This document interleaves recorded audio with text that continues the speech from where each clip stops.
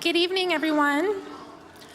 Good evening. I'm Andrea Piero, Director of the Visiting Artists Program at the School of the Art Institute of Chicago, and I am delighted to welcome you to SAIC's Distinguished Alumni Lecture Series featuring Işıl Eğrikavuk. Established in 2006 in partnership with SAIC's Office of Alumni Relations, the semi-annual series has featured talented alumni such as Sarah Val, Jeff Koons, Trevor Paglin, Tanya Bruguera, Zamfir Biggers, and Paul Chan, among others. We are delighted to have Işıl return to SAIC, and I'd like to thank her for taking the time to share her work with us and to reflect on her time studying at SAIC. I would also like to thank my colleague, Ashley Spell, in the Office of Alumni Relations for their support of tonight's program, as well as the Illinois Arts Council Agency. At the end of the presentation this evening, we'll have time for about 15 minutes to take 4 or 5 questions from the audience. Our staff will circulate microphones for your use. We ask if you're posing a question to please raise your hand, to please stand, say your name, and keep your question concise. The program will conclude this evening by 7:30. So thank you for joining us tonight. And now I'd like to welcome to the podium Mark Jeffrey, Associate Professor in the Department of Performance, to introduce our special guest. Thank you.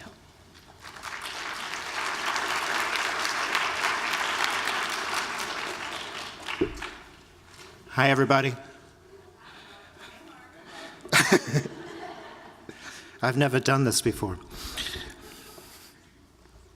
What is an alum? If Işıl is a graduate or student of SAIC twice, one as an MA and one as an MFA, is she, as the Latin root of alumna suggests, a foster daughter of our school? In fostering, I can see Işıl 13 years ago as she completed her MA. I can see Işıl 10 years ago as she completed her MFA. In the alumna, she is growing and being nourished in her work and practice. In class once, I recall holding onto her 2 fingers of her right hand as they got caught and trapped in a concertina door in the performance space in Columbus Drive. As we foster, we hold. As we foster, we care and create a space for our students to grow.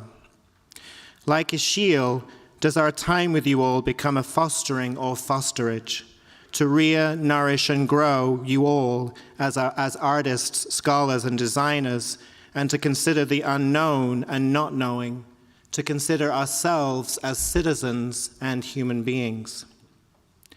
Something along these lines.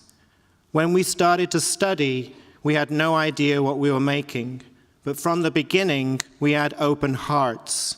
Işıl also had the courage to hone her work, therefore she made it into the art world. I am so proud of her that she continues to work with an open heart. And that's from her classmate, Joe Amardo, MFA 2006.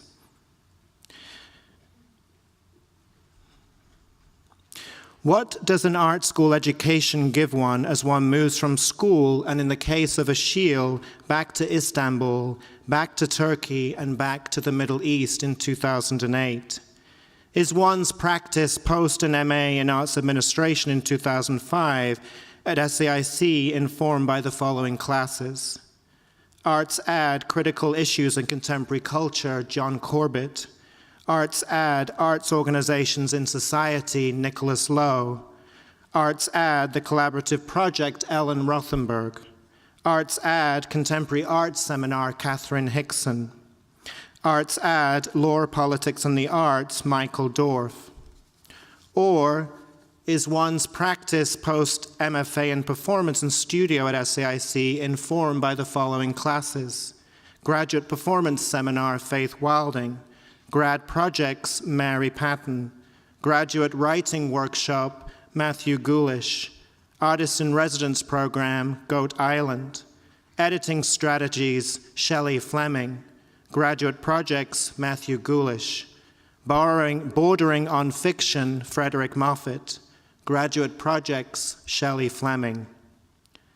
How in our making do we retain the knowledge, teaching, and advice we were given by those of us still here, those as emeritus and those who have passed on, no longer here, close and away, near and far. I was immediately struck by Işıl's curiosity, intelligence, warm personality, fearlessness, adaptive nature, and the quality of her attention. Işıl was very present. We became friends amid a larger circle that included Joe Amardo, Irina Botia, Noe Kidder, and Delia Popper.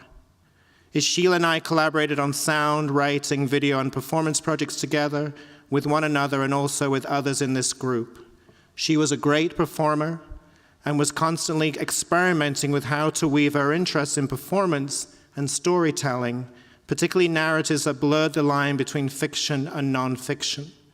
Işıl grew up in Istanbul, and her experience as a secular Muslim woman there and in Chicago was a thread in her work. Mark Gallet, Sound, 2006.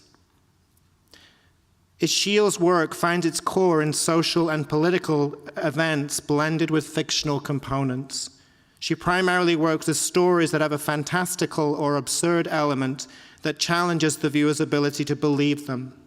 Recent projects include a dinner performance called Pluto's Kitchen, which compared Pluto's planetary demotion to the United Kingdom's exit from the European Union.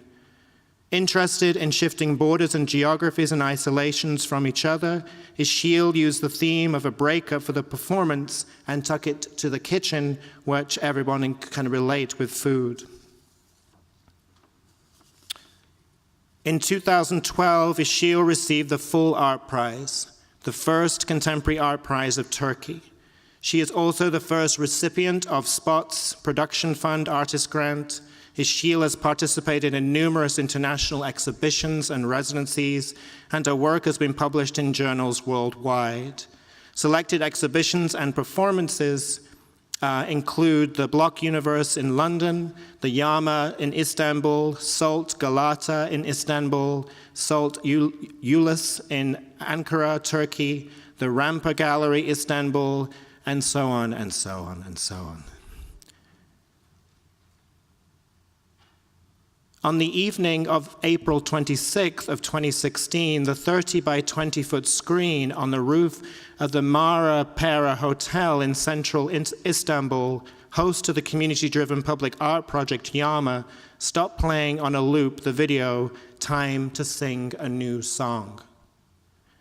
It had been recently opened on April 23rd, and its removal became the most recent act of censorship by city officials in Istanbul. The curator sent a statement to Hyperallergic explaining that after the screen went dark, she quickly got in touch with the management of the hotel and learned that municipal police ordered a shutdown on the basis of an anonymous complaint, claiming that the work by Işıl insulted religious sensibilities. The video animation projected the slogan, "Finish up your apple, Eve." Işıl told Hyperallergic by email, "For a long time, I have been interested in how, as women, we can produce new discourses in public space that say no to the existing ones. This slogan says no to religious, mythical stories that are created by dominant male language, but also to the current situation in Turkey, where hundreds of women are killed by male violence every year." If you live long enough in a society that is run by corrupt regimes, you will find their desire to disform and disenfranchise will wear heavy on your heart and mind. Exhaustion will set in, and the news that might threaten you directly will become more background noise. When I first witnessed Işıl's work over 10 years ago, those muscles of concern in me had long come out of disuse. I had also grown up in Turkey, although only met her the summer before I started graduate school here at SAIC. Her work woke in me a fresh perspective on propaganda and the power of storytelling. In her work, I became an active participant in the feed. I was awake. Everything was staged on top of reality, so everything felt eerily familiar. Today, If the US is 10 years away from the kind of authoritarian dictator that can vanquish a people's spirit, one might look at Işıl to re-choreograph these macro-traumatic events we are living through. Like reliving the Brexit breakup over an intimate dinner, Işıl finds ways to retell the story and for it to be consumed without losing our minds. Işıl plays a kind of storyteller shaman. Like a Joseph Beuys in post-internet, post-truth era, she tends to our gaping political fissures and the broken hearts that are left behind. Her performances are both often humorous, but also pointed in subject matter, perhaps offering more clarity in the face of disinformation and emotional extremes. For myself, Işıl lays out an option for hope, a mind set free. Katrina Chamberlain, MFA, 2009. I've said too many words, so it is time now for Işıl. Thank you.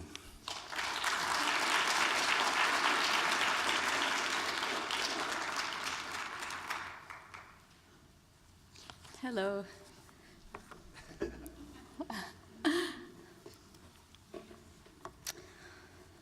So I want to start with a scene I remember from here. Exactly 10 years ago, I was here in your seat, stalking a famous curator. He was visiting the school only for a couple of days, and some selected grad students had time slots to show him their work. Of course, before I realized, all slots were gone. I, keen on getting an extra slot, insistently waited for him here, in the entrance of Columbus building, and managed to catch him at the door. He, looking not so excited about my presence, told me to meet him at 8 o'clock the next morning downstairs at Sunny's Cafe.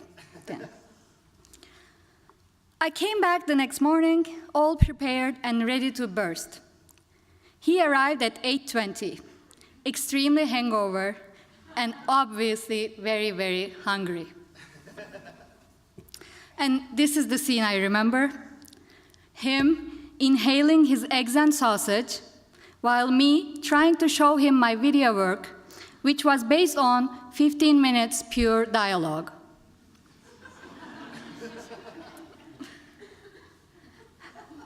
After I graduated, I found myself in similar situations and in both sides of the equation. During meetings and residencies, I would try to explain my work to someone who is obviously hierarchically in a higher power position than me, and they would be eating their organic lentil salad and nodding their head. And sometimes the roles shifted. I became a teacher and sat through class breaks trying to concentrate on a student project while eating my falafel sandwich. Food has taught me a lot about art. In this school, I learned about great artists such as Martha Rosler and Judy Chicago, who incorporated food in their work and helped me rethink the labor behind it as much as the festivity. I also learned how to talk about art through food. During classes, our professor, Lynn Hickson, would make us compare our performances to food. She would ask us all, what would this work be if it was a meal or food? It helped us to describe our work in ways that we haven't thought before, and also brought us together in a way we were already familiar with. And as we critiqued each other, we also learned how to digest each other's menu, even the ones that are hard to digest or made in environments that are not suitable to FDA standards. For me, food is also a political statement. So today, here I am with my menu to present, but I also have side questions, just like side dishes. Questions about place and politics, questions about gender, and about the position of the artist. When I left Chicago in 2008, it was blossoming for hope. And when I went back to Istanbul the same year, again there was a lot of hope for the future. but it didn't exactly remain so. Both places have gone through drastic change in the last 10 years, and we've all seen it happening. So my question today is, how can I, as an artist, continue to make my delicious food when the environment around me is extremely bitter? This letter on the projection, by the way, it's a piece I did 3 years ago when Benetton Collection asked me for work. It's addressed to Luciano Benetton, who is also the owner of the collection. So now I want to open up this talk with some of my projects. So I want to start with this work because of 2 reasons. The first is I actually started this project when I was a graduate student here at SAIC. And the second reason has to do more with my career path, which I will talk about now. When I was a student, as much as I wanted to be an artist, I also had a heart for journalism. So when I went back to Turkey, the first job I found was being a reporter for a national newspaper, and it was in a section called Inside Turkey. As you might guess, Inside Turkey covered a wide range of topics, from traffic to environmental issues, from politics to rise in the number of Turkish parents going for birth tourism to the US. So I spent the first 4 years upon graduation on news desks, first as a reporter and then as an editor. And as Mark said, the core of my practice is writing. I'm really interested in stories. At that time, I liked working with a newspaper format because it gave me a chance to access other people's lives closely and also ask them questions. But I also loved fiction. So while doing my journalism day job, I was also writing short stories on the side, which gave me a chance to step outside of the fact checks of the newsroom. So going back to the project, it's called Infamous Library, and it's based on a story I wrote here when I was a student in a video art class. It talks about 12 random people whose portraits you see here, who are kidnapped by an unknown organization and who are taken to a library and forced to stay there for 2 years. Each day they are given a new topic and they are asked to erase this topic from the books or change it completely. So to start with the first work, I will show you an excerpt of the video.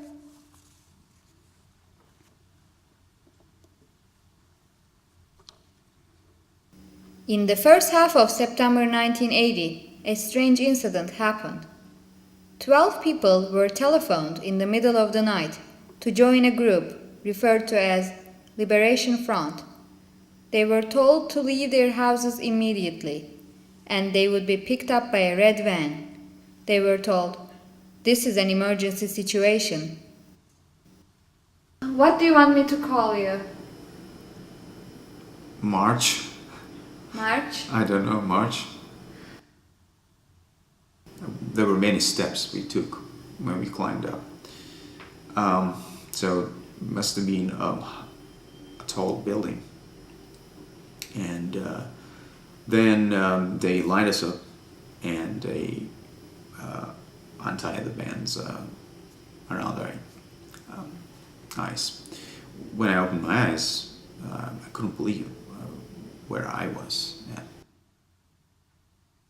And like, this is the object, the only object that you were able to get out of the library, and you don't know what it is about, but you found it in between one of the books and you put it in your pocket, you hide it, you hid it. And yani bu böyle library'nin gerçekçiliğini kanıtlayacak bir şey en azından. Anladım. En azından seyircinin gözlerinde. Daha önce de dediğim gibi yani bu Türkiye Cumhuriyeti'ni direkt çağrıştıracak. O yüzden bence öykü çok güzel. Yani İngilizce olarak yaparım ama bilmiyorum yani şu an. So, when I wrote this story in the video, I was specifically thinking about the military coup that happened in Turkey in 1980, the year I was born.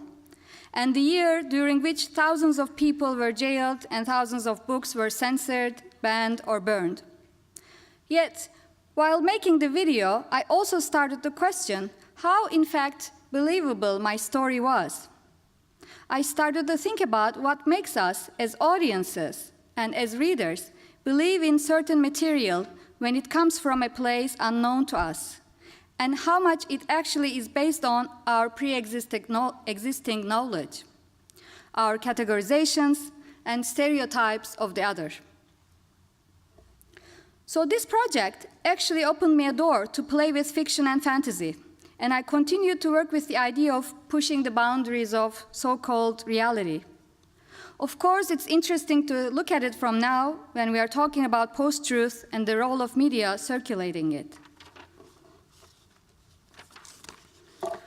So in 2009, I was invited for Istanbul Biennial. The biennial was opening on September 12th, which was also the anniversary of the military coup. So for the biennial, I turned this story in the video into a newspaper article.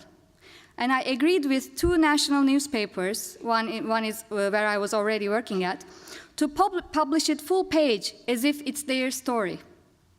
The newspapers were distributed from the biennial space, but also people who bought the newspaper that day automatically got them too. This actually became the first project I brought my journalism and art paths together. 5 years after the biennial, in 2014, I had a solo show in a gallery in Istanbul. Again, I wanted to revisit this piece, both because I felt that it had more potential to grow in different formats, and also, I will talk about it now in the second project more, that it was time for Turkey, after Gezi protests, where we started to see more and more censorship cases in different forms. So this time, actually, I built a library of censored books. Some of these books were also changed or erased during different periods of censorship, and they included Dostoevsky, Tolstoy, Henry Miller, Dante, Shakespeare, and James Joyce, as well as many Turkish, Armenian, and Kurdish writers. I built a library and opened it to public for a month. It actually became a student working space during that period. This is the outside of the gallery, and it says, we are facing an emergency situation. And this is actually the library, and it's a small performance from the opening. So now I will tie it with another piece, which I was mentioning before. And this is a project that's still very powerful to me, and I will talk about it too. So in 2012, I won a grant, and I immediately called Joseph Amado. Joseph is a friend of mine. We studied together here at SAIC, and with him I collaborated on many projects. This grant gave us a chance to get a studio in Taksim, Istanbul. And this is Taksim. For those who haven't been in Istanbul, Istanbul is a city of 20 million people, and Taksim is the heart of it. And right at that time, the municipality suddenly announced that they would demolish the last green area left in Taksim. And this is an image I found on the internet, and this is the park you can see in the back. And yeah, that's actually the only left green area in Taksim right now, and at that time. So they said they would demolish it, yet they weren't exactly told what or how they would demolish it, because this is how things are in Turkey most of the time. Last minute, unplanned, and from top to bottom. So one rumor we heard was they would rebuild a military depot that used to exist there 100 years ago. But of course, inside this depot would be a hotel and a shopping mall. Another idea was that it would be a 3-floor religious temple, each floor dedicated to a single god religion and rotating simultaneously. So the projects we kept hearing were so absurd that we started to question their reality. And at that time, I still had my newspaper job. So in my daytime job, I would follow politicians who constantly reiterated that Turkey was the leader of the region, and we should help our neighbors. This was 2012. Greece was going through a major economic crisis, the war in Syria had just started, and Arab Spring was in its peak. So, with this in mind, me and Joseph started to think about an alternative project in Taksim, and we came up with an idea. So, this is pyramids from Egypt. This is Greece's Parthenon. And this is the ancient archaeological site, Palmyra from Syria. And this project we called 3P, P. Yeah. So pyramids, Palmyra, and Parthenon. And we suggested that Turkey would either buy or rent these cultural sites from its neighbors and exhibit them one by one, alternatively. And we decided to launch this project as if it's being announced on television. So we did a performance in the form of a talk show with a real TV talk show host in Turkey. So now I will show you an excerpt from the performance, but just keep in mind that this is not really a video work, this is a documentation of a performance. I just saw huge subtitles there during our rehearsal, so sorry about that. Se eu te pego, ai, delícia, delícia, assim você me mata. Ai, se eu te pego, ai, ai, se eu te pego, hein?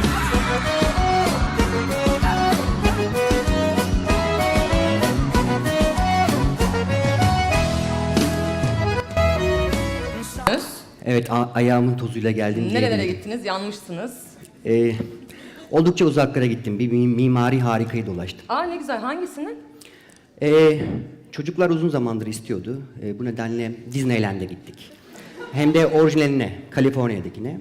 Gerçekten büyüleyici bir mimari aslında. Yani bir spectacle olarak bakınca çok etkilendiğimi söyleyebilirim. İstanbul'da en çok etkileyen nedir? Şimdi İstanbul, hani ne desem diğerinin hatırı kalacak. Ama tabii bugün Taksim'deyiz. Sanırım Taksim demek lazım. Ben şöyle yaklaşıyorum. İstanbul çok katmanlı ve mimari açıdan etkileyici bir şehir. Amerika ile karşılaştırıldığında çok daha tarihi bir şehir. Ki paradoks da burada zaten.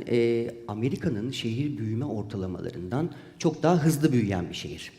Bu nedenle de yorgun ve yoğun bir şehir. Yani şimdi bizim belki İstanbul'u konuşmaya başlamadan önce şöyle bir nefes almamız, bir yoga yapmamız lazım. Yoga. Ve işte o an geldi. Artık Pars Pınarcıklıoğlu'nun bizlere açıklayacağı projesini duymayı heyecanla bekliyoruz. Bana izin ver, 2 noktanın altını çizmek istiyorum. Ama gerçekten süremiz çok daraldı. Çok kısa, Lütfen çok kısa. tek cümleyle toparlayın, tek cümleyle olur mu? toparlayacağım. Sadece yabancı değil, yerli turist patlaması da olacak. Ve İstanbullular, burada bulunan, ekranlarının başında bulunan İstanbullular şunu bilsinler ki biz bu projeyi İstanbullular için hazırladık. Şimdi ben geldiğimde bir slaytlar paylaşmıştım rejiyle. Onu rica edebilir miyim acaba? Hemen rejideki arkadaşlarım zaten aldılar notunuzu. Geliyor, buyursunlar. Evet. Efendim burası neresi? Evet, yıllar evvelki Taksim Meydanı'nın hali. Şimdiki halini görelim. Eminim buraya gelenler biraz önce bir kısmınız buradan geçtiniz. Yoğun, yorgun, keşmekeş ve biz böyle olmasını istemiyoruz değil mi? Biz nefes alan bir İstanbul istiyoruz. Peki bizim önerimiz nedir? Slide. Evet. Sanırım gidenleriniz var. Gülüşmeler geliyor. Evet, burası meşhur Mısır'ın piramitleri. Amire Hanım da sanırım oradan geldi. Bir sonraki slide rica edeyim. Bu da Yunanistan'ın meşhur Parthenon. Öyle değil mi? Eminim bulunanlar vardır. Peki, bir diğer slide. Palmyra. Çok doğru, çok doğru. Suriye'nin antik Palmyra kenti. Yani piramit, Parthenon ve Palmyra. Hanımefendiler, beyefendiler, İstanbullular, karşınızda 3P. Bahsettiğim gibi 3B hem kültürel, hem ekonomik, hem de sosyal açıdan komple bir proje. Biz 3B ile bu 3 kültür mimarisini satın almayı, olmadı 99 yıllığına kiralayarak Türkiye'ye getirmeyi ve dönüşümlü olarak Taksim Meydanı'nda sergilemeyi öneriyoruz. Böylelikle hem turizm potansiyelimizi kat be kat arttırmış olacağız, hem de darda olan komşularımıza yardım etmiş olacağız.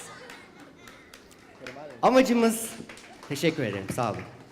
Amacımız benim ailemle Amerika'da yaşadığım o deneyimi her gün halkımıza yaşatmak. Düşünsenize, öğle tatilinde çıkıyorsunuz, böyle piramitleri geziyorsunuz veya hafta sonu alın çoluk çocuk hep beraber piramitleri gezin. Yani eminim Mısır hükümeti bile bunu halkına sunamıyordur diye düşünüyorum Sevinç'im. Şiştim ben Pars Bey. Evet, biraz etkileyici bir Ağzım proje. açık kaldı gerçekten. Teşekkür ederim. Can we stop it? Satın almak. We will continue, yeah? This. So this is an excerpt from the talk show, and the other guest, the woman, she's also a student from SAIC. With the grant, we were able to fly her over, and she plays Egypt's most famous writer, whose book sold 17 million copies. Of course, it's all fake. And she is and her love story is talking about Tahrir Square. So we were thinking about looking at two squares in comparison. But you know how in the end of talk shows or sometimes in the middle, suddenly there's a singer that gets up and starts to sing a song. So we wanted to mimic that, and we also collaborated with a rapper in Turkey. His name is Fuat, and me, Joseph, and Fuat, we wrote a song together that said Our Decision. So at the end of the performance, Fuat comes and he sings the song, which we will listen now. And what I want to say before this is, what really made me, actually inspired me with this project is, 1 year later, actually, protests, there were real protests in the same square. This is a scene from the protests. And our song became one of the songs that was played during this during the protests. And some people made a video clip for the song and put it on YouTube, so it got viral, and something totally we weren't expected. So that was really the powerful part of the project for us. But now we can maybe listen to the song part. We can just continue from where we were. Mega kent İstanbul, makyajı akar. Gökdelenler çıban gibi çıkar. İltihap şehrin her yerine sızar. Tedavi çılgınlığa dümen kırar. Dönme dolap dere, tarla başı. Domatesin çürüğü, tadı sası. Disneyland gibi patlar gözü kaşı. Tepeden inme bakış açınız şaşı. İstanbul shit city, atlı karınca, etsiz çiğ köfte, kısır döngü tadında çarpık kentleşme. Ufuktan bakınca Luna Park, bura her yer çarpışan araba. Otomobil endeksli şehir, çıkış yok. Tünel kazak, köstebek, karnı tok. Karanlık bol, fonksiyonsuz beton. Renkten yoksun, ahenksiz fon. Taksim'e gereken yeni bir vizyon. Dalga dalga yayılır Dubaizasyon. Turizm odaklı fermentasyon, ve bunu sana anlatıyor televizyon. İcraatler tepeden hop diye iner. Unutma heyecan, halk seni seçer. Seçme şansını hibe eder seçmen. Karar vermek bir nevi keder. İstanbul ne olacak, karar bizim. Karar bizim, karar bizim. Taksim ne olacak, karar bizim. Karar bizim, karar bizim. İstanbul ne olacak, karar bizim. Karar bizim, karar bizim. Taksim ne olacak, karar bizim. Karar bizim, karar bizim. Arap baharı, kışa döndü Tahrir duvarı, halkın sesini böldü. Direnişin simgesi ateş gibi söndü. Mısır'da yaşanan umudu kim gömdü? Taksim'de Tahrir, kardeş meydan. Taksim pasifize, Tahrir falan. Aç gözü zihinlere, boş bir alan. Al eline zapla, uzaktan kumanda. Krizdeki komşuya yardım edelim. Keops piramidini Taksim'e getirin. Akropolisi Çamlıca'ya dikelim. Küresel kentleşme böyle olur ciğerim. Rakı balık partenon şiş kebap. Amaç Yeditepe'yi markalamak. Karmaşık değildir güncel sanat. İmza Işıl, Joseph Fuat. İstanbul ne olacak, karar bizim. Karar bizim, karar bizim. Taksim ne olacak, karar bizim. Karar bizim, karar bizim. İstanbul ne olacak, ne olacak karar bizim. Karar bizim, karar bizim.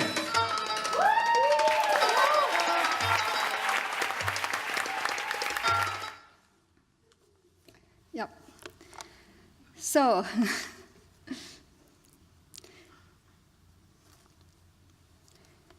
about a year after Gezi, I decided to quit my newspaper job and concentrate more on art and teaching. Yet while working in the newspaper, I realized how journalists viewed art sections and actually how little information they knew about art, especially contemporary art. So while quitting my daily labor, I came up with an idea of a column, which actually looked like Dear Abby. But instead, it would answer reader questions on contemporary art. So this is a picture from my column. And it looks like the audience is sending questions, but I was actually writing all the questions as well. Only in the beginning, though. After a few months, people really started to send me questions, although most of it was about how do artists make money and what is contemporary art, really general questions. But they started to send, and I'm still getting emails. Although the column ended when the newspaper was shut down for a year ago, but it lasted for 3 years. And every week I would choose a theme from what's going on in hard news that week. For example, this one is about protests in Ukraine happening that week. So I would take that political event and I would compare it to an art project or several art projects, depending on the audience questions, reader questions. And so for me also, this was again another way to bring two of these career paths together, journalism and art. And let's go to the next one. So the next project is called Art of Disagreement. In 2015, I had a solo show in Ankara, the capital of Turkey. Ankara is like Washington, D.C. It's hard to think of the city separate from hard politics. And that year, Turkey had a political limbo after general elections, and in which 4 major parties tried to make a coalition, but they failed. So during this time, there were also a lot of fistfights in the parliament, which is actually not unusual. So this led me to start a research about disagreement and ask whether we as humans could see disagreement as a way to progress. During my research, I talked with several psychologists, peacemakers, and actual politicians. And in the end, I wrote a story about a kingdom where everyone wants to be the king. Sorry. I also chose several poses from politicians' gestures and fistfights, and together with 30 people, built the performance. I wanted to show you the gestures. Let's talk about this. So handshakes or pointing to the sky or greeting each other, and also together with fistfights. We did some small choreographies with the performers, and together with the stories, did the performance. So maybe it's better to watch the video first before I explain it.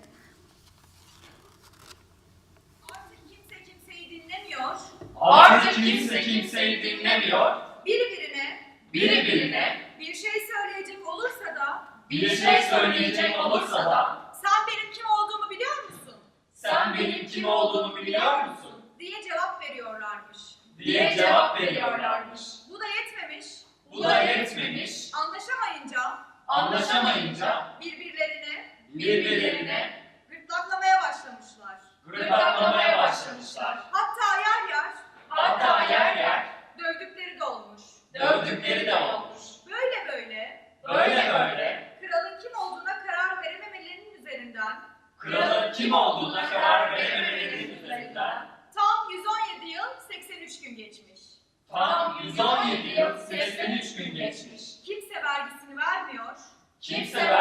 vermiyor. İşe bile gitmiyormuş. Ülkede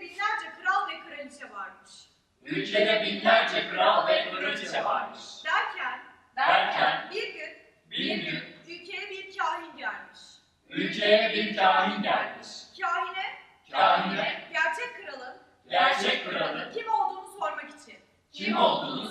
için binlerce kişi sıraya girmiş. binlerce kişi sıraya girmiş. Hepsinin sorusu aynıymış. Hepsinin sorusu aynıymış. Kral kim? Kral kim? Kral kim?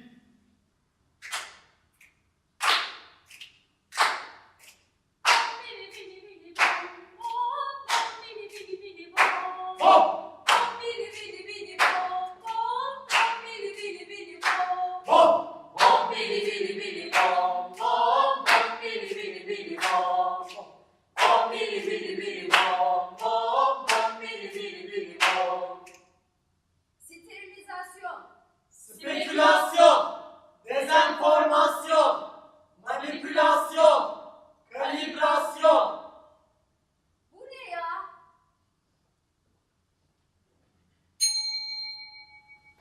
Uzlaşamamayı pozitife çevirmek artık sizin elinizde. Bunun için 3A tekniğini kullanın. Yani anla, artır ve anlaş.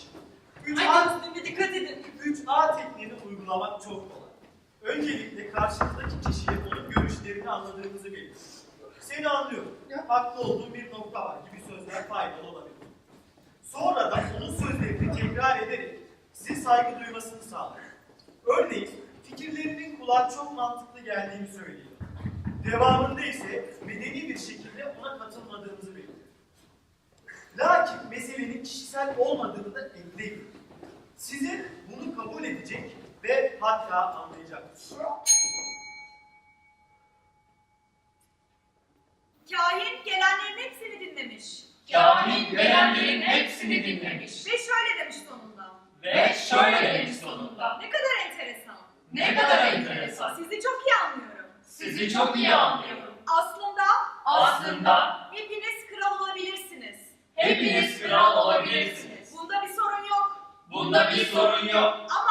Ama Krallık sistemi çoktan öldü. krallık sistemi çoktan öldü. Yoksa farkında değil misiniz? Yoksa farkında değil misiniz? İnsanlar boş boş birbirlerine bakmışlar. birbirlerine bakmışlar. Hepsi de kral olabilecekleri için O kadar mutluymuş ki umursamamışlar bile. Taşlarını takıp krallıklarını kutlamaya koyulmuşlar. Hop! Bom bili bili bili bom bom bom bili bili bili bom. So I want to actually say something. I'm sorry, I'm really excited that I forget some of the things that I should say and I wrote here. So, it comes to me now. Of course, I started this this speech talking about food. And even though the works have all political contents, for me, still there is an element of food that brings them together. And in this work, when I was doing my research, one of the politicians I interviewed them, he made this quote, and he said, you saw this dessert we were distributing, that's a Turkish dessert, a traditional Turkish dessert. He said if we as politicians could agree on a certain topic, it would be sweet as this dessert called kaymaklı ekmek kadayıfı. And but he just says we can't, so better to eat the sweets. Yeah. So in the performance, after you see the story, the king, and you take a picture with the king, and you see the fights, at the end you eat your dessert, and that's how you leave. And in the work that's previous, where we made the song and where we made the talk show, we also distributed falafel at the end of the performance. And that was mainly because of this Arab influence in Turkey right now, where it's also, we have now a lot of Arab food stores, and which is also a big sociological change in Turkey. We have a lot of Arab immigrants, and the scene is completely changing too in Istanbul. So in all these performances, I try to use food as a connecting element. And the next project actually has to do with another food item too, but it's much lighter. It's apple.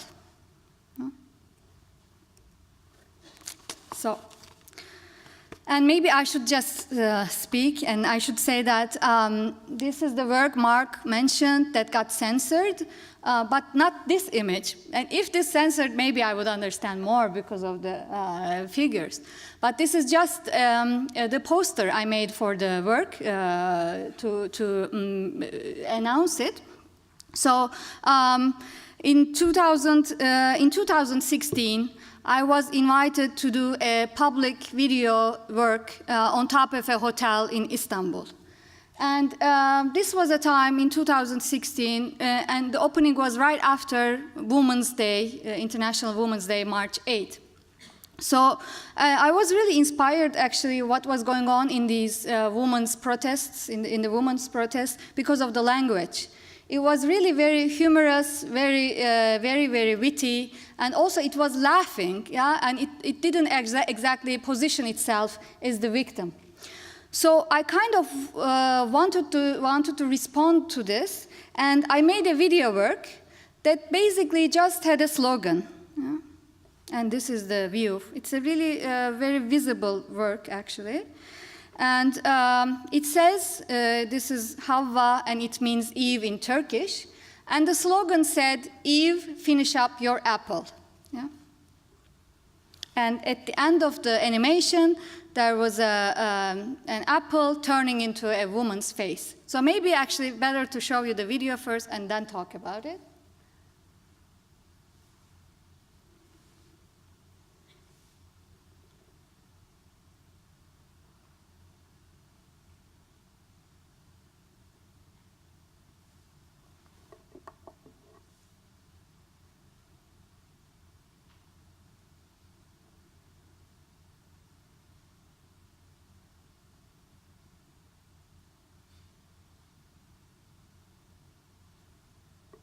Yeah, so that's it. And among all my works, this is the one that got censored, and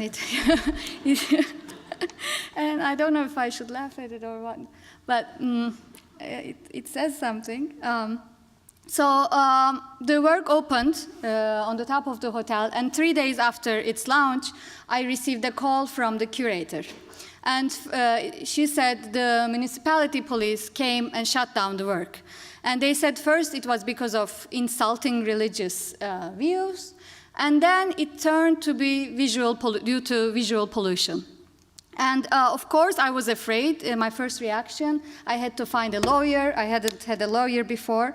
And on top of that, all the other actors in this, especially the hotel, they said they didn't know about the work, which completely left me alone. But after 1 week passed, and I understood that I wasn't being jailed, I wrote a statement, and I shared it on social media. And suddenly, all media started to pay attention, and the municipality itself started to follow me on Twitter.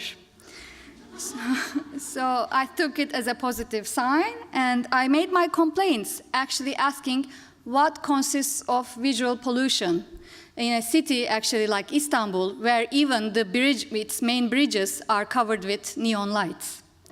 So after 2 months passed, I still didn't get a response. And one day, I received an email from the municipality, and saying that in the email it said, please see the attachment for the result of your case. And I opened the email, but there's no attachment in the email.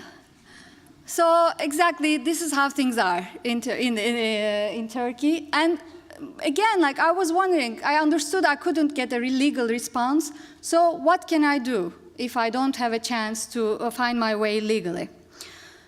So thinking that, I decided to do a second performance as a creative response. And this is also something I learned at SAIC, actually, in Matthew Gulish's class.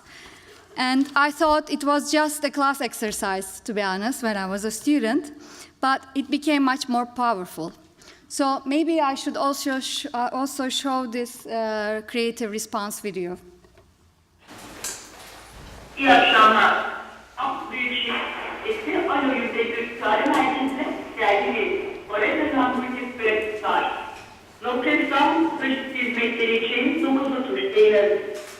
İETT ve diğer ulaşım hizmetleri için dileği, trafik kontrol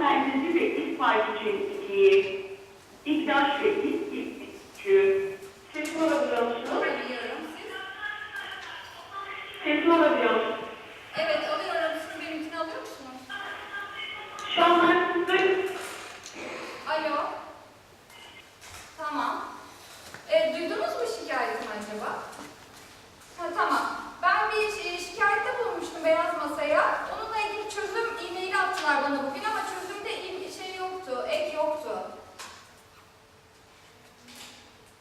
Işıl. Evet, soy isim Eğrikavuk.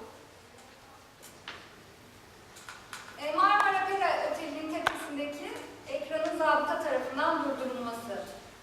Orada bir sanat video işi, benim yaptığım bir video işitleniyordu. Bu zabıta tarafından 26 Nisan tarihinde durduruldu. Bununla ilgili şikayet vermiştim.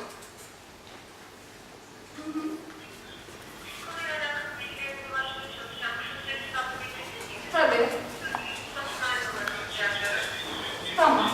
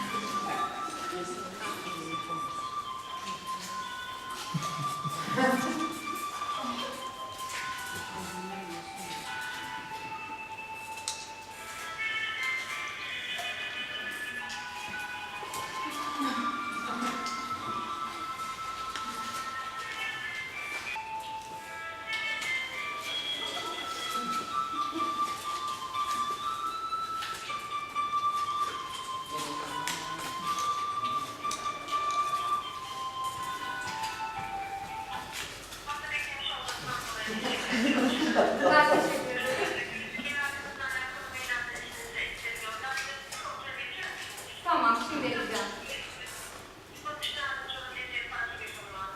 Şimdilik yok, teşekkürler.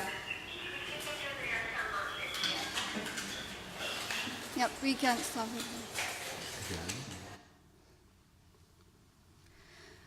So there was again nothing in the second email. Yeah, it's a bad joke, but this performance for me, maybe I should explain it a bit. The Eve and Adam story, and not just in Bible, but also in all main religions, where Eve bites the apple first and gives it to Adam, as if Eve is the cunning one that's deceiving innocent Adam into eating this apple. I actually wanted to say just a simple thing, just saying, Eve, finish your apple and take the responsibility.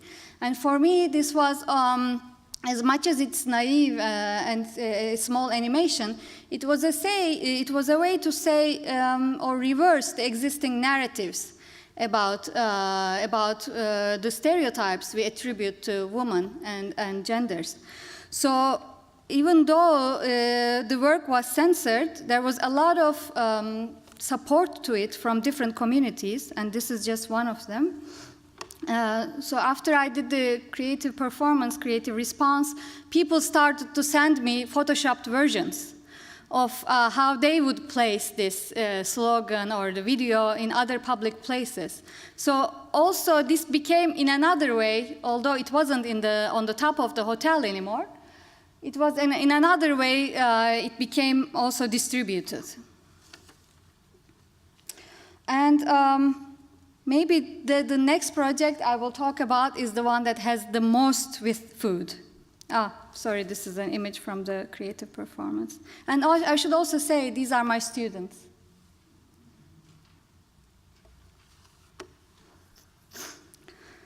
So this is the last project, and it's called Pluto's Kitchen. It's a dinner performance I did last year in London. And perhaps you have heard that planet Pluto's status was downgraded from being a planet to being a dwarf planet several years ago. When I heard about it, I was very surprised that we, as humans, could decide for the status of a celestial being that has been there for billions of years. Last year, I was part of a performance art festival in London. It was also right after Brexit, and there were a lot of debates about the results of parting with the EU. So,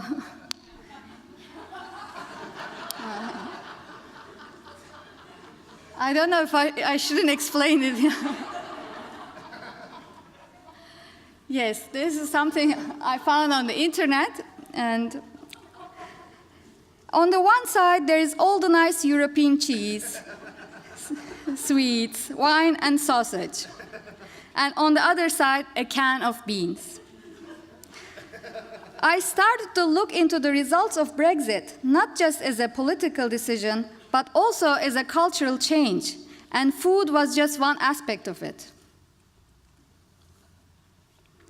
So for this performance, I wanted to think of food in terms of a union and imagine what it means to break up from this union. So I decided to construct a dinner performance with breakup letters. I wrote several breakup letters, some of which was based on personal experience, some addressed to Pluto, and some based on UK's Prime Minister Theresa May's Brexit speech. I also worked together with a chef, and we prepared a menu that mimics the stages of a relationship. So it starts from ice. This is frozen blue cheese. Then becomes a pie that looks like something is growing from inside. Then a dessert in the shape of a flower garden. And in the very end, it becomes a take-home pickle jar.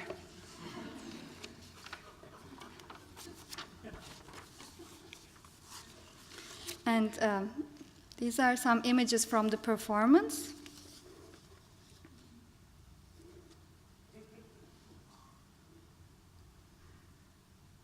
There is a part where people are waiting their food with their eyes closed, and they are told to hold each other's hands. And in the end, Pluto comes. So I will also show a video now, the excerpt of it.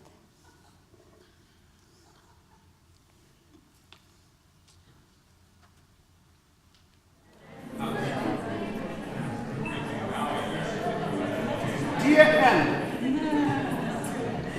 this is the letter I wrote to you, but I never meant to share it with you. When you broke up with me, I felt like a dead soil, without any plant, any flowers, or any words. It felt dead, dead in ice-cold winter. You broke up with me when we were in bed. Do you remember? I was actually thinking how lucky I was as I was holding you. I remember thinking how beautiful you were. You told me that I cared more than you did. I didn't understand. Is that a bad thing if I cared more? What if you care more tomorrow? I asked. Shall we keep accounts of our feelings? You were gone within minutes.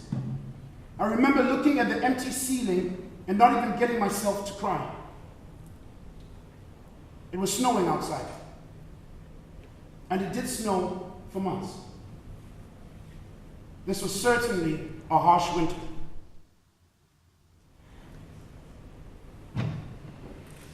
What to do when someone breaks up with you?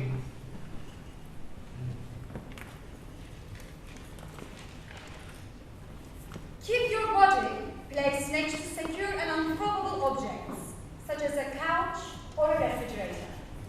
Gently place your body on the floor and try not to move during the breakup. As the breakup occurs, breathe in and out slowly, trying to keep your body in one piece. As soon as the breakup is over, do not ever call or stalk your ex. Write comments below their Instagram photos or show up in places they usually go. Call someone you trust for an emergency, or start getting help from online coaching sites depending on your needs, such as exboy/girlfriendrecovery.com, getyourexbackpermanently.co.uk, or getintotruelove.org.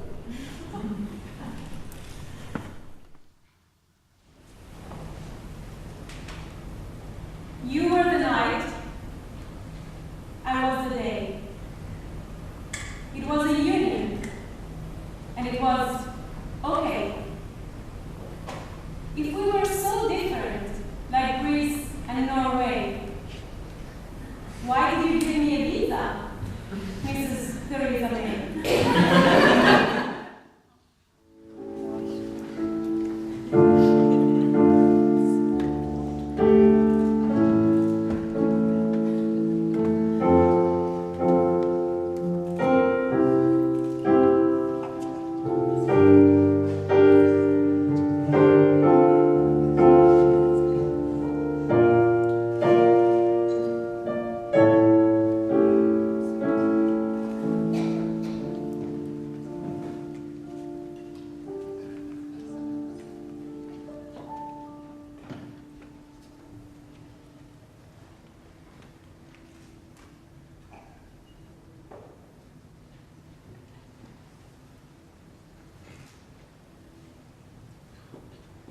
Dear humans, we have been part of the same universe for millions of years.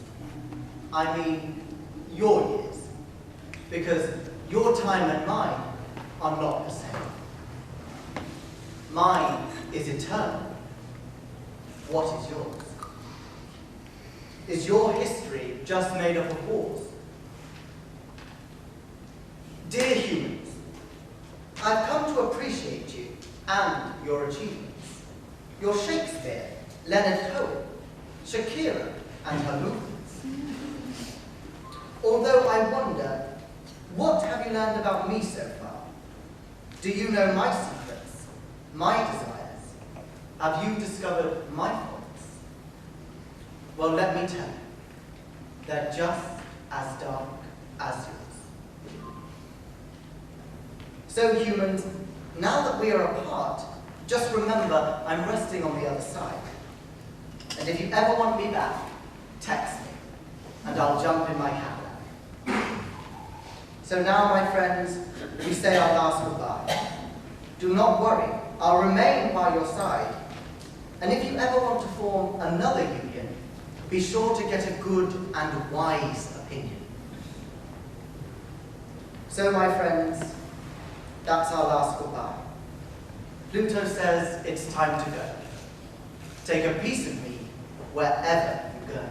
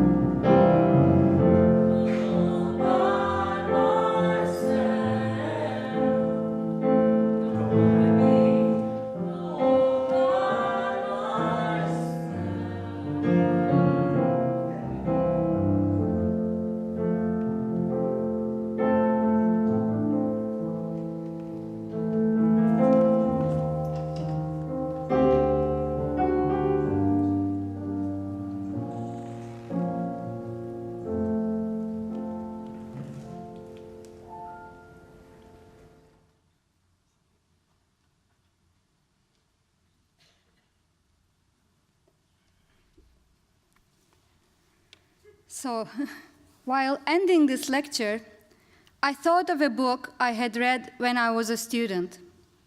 It was titled Letters to a Young Artist, which included a number of letters and advice from older and established artists to the younger ones. I remember that I really enjoyed reading these letters instead of cold and distant catalog texts. Now I find myself in this alumni talk, and I thought it would be nice to finish with a letter I wrote to you.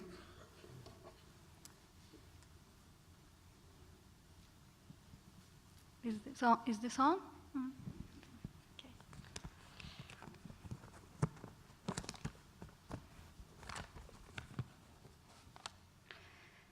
Dear fellow artist friends, a few months ago, a friend of mine told me that if you keep making work for 8 years after school, you've made it. I immediately counted my years, and it seems like I passed the barrier. But I want to say, there have been times I didn't make work at all. Instead, I worked at other jobs, thought of other things, and this gave me other experiences, other people to know, and most of the time, it paid more. Or at least more regularly. When I was at school, nobody taught me what to do afterwards. You learn it by trying, and most of the time, trying is very hard. All I can say is, life is long, and art doesn't mean everything all the time. Try other experiences, and go back to art if you still want it. I want to say, if you have a good friend who understands your art, stick to them. Your peers are your best resources and your future advisors. And the best news is, it's for free. I called my friend Joseph every day before this talk, and even though he charged me 5 liras, which is approximately $1.50 for each question I asked, I still appreciate his advice. I want to also say something about being on the other side of the table. Teaching is so hard. It is so hard that I could never imagine how hard it is until I did it and I almost got depressed. So appreciate your teachers, learn from them, but also offer them what you know as well. They need nourishment too. I want to say, take your work seriously, but don't be serious all the time. If you can't laugh at life, at the bad people, and the bad politicians, and the bad consciousness, then what else? Your art is your best response. Use it to laugh at life. And lastly, I want to say, think of your art as your food, and think about what emotion you want to give your audience. Cook it. You have all the ingredients you learn from here, but it takes time to put it together. Cook slow, share your food, cook and eat with other people, and make it more.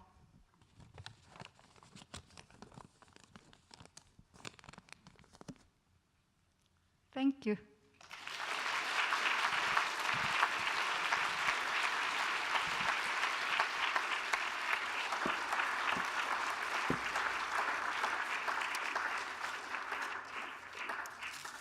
Thank you so much, Işıl, for that wonderful presentation. We have about 15 minutes to take a few questions from the audience. Please raise your hand and our staff will come to you with the microphone.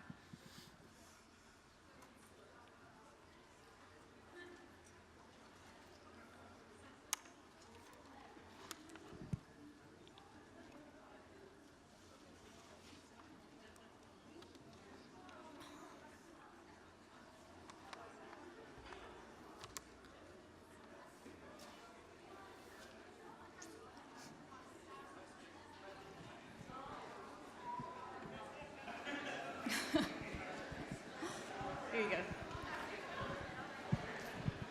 Hi. Thank you. I'm thinking of this idea of food in terms of relational aesthetics, but also placing it outside in the way that food plays such a role in bringing people together, but also organizing and revolution and activism to bring people around a table.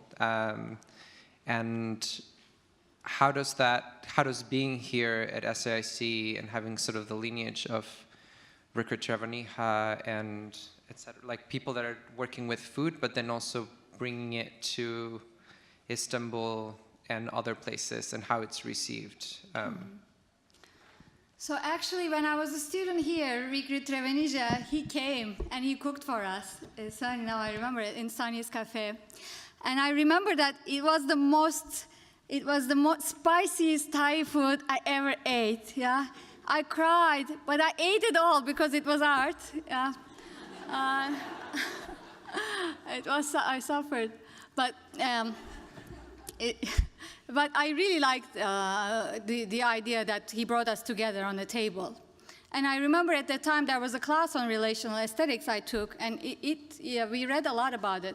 So for me, yes, it somehow ties to the idea of relational aesthetics, but also it comes from a very personal experience too. Yeah, my father is a cook, and I am coming from a family that thinks about food the morning they wake up, and they think about dinner, something like that. So I think the family influence, the relational aesthetics class, and my interest in community arts all brought it together. I don't necessarily want to make work about food, but for me it's an element that I use all the time to give this give this connection. Yeah.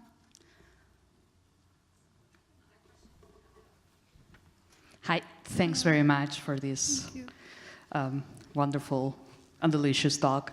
I have a question on how, let me see if I can word it correctly, because it resonated me a lot, all your work reflecting Turkey, but at the same time we're seeing a parallel in the US, and how, in having lived in the US, in Turkey, and perhaps in other places, how it affects your works, or the locality and internationality of it, when you realize that for more that you go in many places, you're seeing the same things that may happen where you come from in other places, that it's a way of no way out.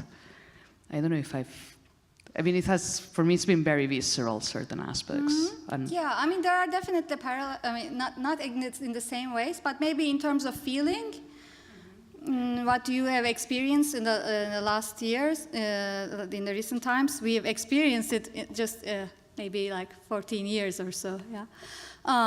But it increased and increased, and this feeling of frustration.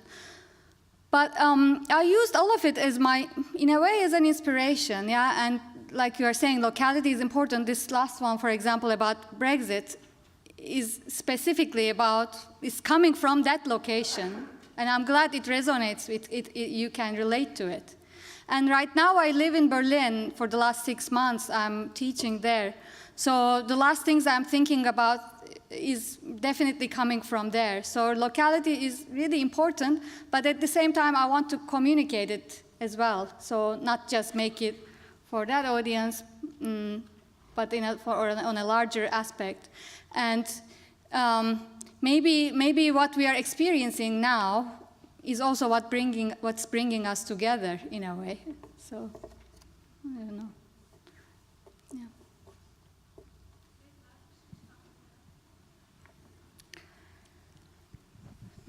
Hi, thank you so much for the presentation. I'm really touched by how you weave the relevant issues in public consciousness together and bring people together in that fabric. And I think it'll take me a couple days to digest everything that I've received from your presentation. I have 2 questions for you. One is, I'm seeing that you use a lot of performers in your work, and I was wondering what your strategies were in bringing these performers on board. And also, my second question is, so I come from Korea, and like politicians fighting in the national parliament is a well-known scene in Korea as well. So coming from a political climate where censorship and various oppressive treatments are available, what are your strategies of self-protection? Mm-hmm. So first question about performance. How I build my performances, yeah. I really like collaboration, yeah. So although, yeah, a lot of things that are orchestrated by me, I feel like there's also a lot of input from each performer, and I don't necessarily treat them as, you know, as my actors, we build it together. For example, in this last one of the breakup letters came from one of the actors, because that person just had a breakup one day before we performed. So I used it as my chance. But it's important to put your heart in it, and I think the feeling really transforms. So I like to make this connection with the people I work, and they don't have to necessarily be actors. Sometimes they are non-professional people. And the second thing about self-protection and censorship. That's actually something I wanted to say during my talk, so thank you for reminding me that. It's something I forgot. I showed you my response performance, and for me that's really, really important, because I could easily put myself, or not easily, I could choose, or maybe my first instinct would be to portray myself as the victim of this case. But I think as an artist, what the power of art is to be able to respond with ways that other people cannot think of, or maybe cannot even relate to. But for me, that's really powerful. And I don't necessarily like to be labeled with censored artist thing, because it can make you really popular too. But instead, for me, what is the strategy, you asked, yeah? The strategy is to reverse it, yeah. I called that municipality live in front of the audience. And their waiting song was so funny that we started to dance, yeah? And laugh at it too, laughing at the situation. For me, it's the best response, to be able to laugh. Of course, you cannot always laugh, it's hard. And self-protection is, you need to build your community around you. You need to have it comes mostly with other artists. But yeah, it's a very fragile thing, yeah? What I can say is find your community and trust with the people you trust, make your work. I think what I did if the students didn't do it with me, it would be much more difficult, yeah? It was good to be with them.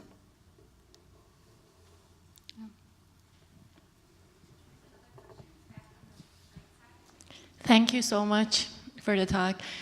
I was wondering how Turkish people perceive your work as a Turkish artist, because like your work has like a universal language, but also like I've always been dealing with this dilemma that like as an like international person, when you're like going abroad, like your work like receives some new taste and color, where like not necessarily your country accept it or like it, so in some certain way you like they put some labels on you that you're outsider, and like it just like this outsider insider becomes like more bold. I just wanted to like hear a little bit more and like how like your own community back to Turkey received your work, and how it felt after like graduating from SAIC and coming back to your country, and how you decided to do that and why. How I decided to do what? How you decided like to go back to your country? Was it just like because like for the essence of your work that they're like kind of having like a political undertone, or it was like you just wanted to go back home? I mean, like this is important for me as an international student. No, it's not. It's never easy. Like you can't just say, "Oh, I'm going back." It's always like you have so much dilemma. And this last year is, I find it so frustrating. Should I stay? Should I go? What should I do? Anyway, it's frustrating whether you're international or not. What to do after school? If I really tried to be here, I think I could. But at that time, I think also the political situation wasn't so bad, and I wanted to try it there. And even though in the beginning I didn't know what to do, it somehow worked out. First I found a newspaper job, and the teaching came, and it did happen after some trying time. But you asked me how Turkish people, Of course, when you are here for a while, you learn from this institution's constructive criticism, when you go back to a place that's more like, criticism means just banging on your head. Yeah? So it wasn't easy in the beginning. Like I was also trying to use constructive criticism, but people weren't familiar with it. Yeah. But I think after a while, if you spend enough time, you understand and you find your own balance. So I worked there for 9 years. And to my students, I always try to build that kind of language. Yeah? So it takes time, but it happens. You know, it's also what makes you you. You are a bit from here and a bit also from there. So it's important to bring what you learn from here there and also change the mentality in wherever you're coming from as well. Yes. Hi, Işıl. I just want to say thank you so much for your generosity today in sharing your work and for your letter to these young artists. And as a teacher here, I just wanted to know, is it possible for you to share that with us, for us to share broadly with our students? The letter? Yeah. Yeah, I would love to. I have my students read those letters to a young artist too, and I think it would be really great, really helpful for them to sort of eat on that, chew on that a little bit longer. Yeah. Thank you. I would love that. Thank you, yes.